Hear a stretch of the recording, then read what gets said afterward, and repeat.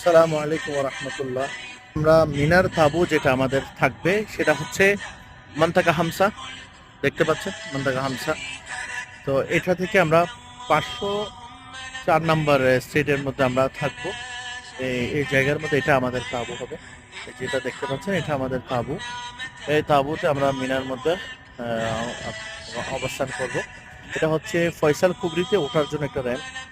যদি আমরা ফয়সাল কুবরিতে উঠে ওখান থেকে ওই জায়গা থেকে ব্রিজের উপর থেকে আমরা গাড়ি নিয়ে সোজা হ্যারামের মধ্যে চলে যেতে পারবো। আবার হ্যারাম থেকে আসার সময় একটু ওপাশে একটা র্যাম্প আছে, ওখানে নেমে আমরা ওখান থেকে সোজা এখানে চলে আসতে পারবো। অর্থাৎ আমাদের জন্য খুব ভালো একটা সুইটেবল লোকেশনের মধ্যে এটা হয়েছে। আলহামদুলিল্লাহ 34 নাম্বার মহল্লিমে আমরা থাকবো।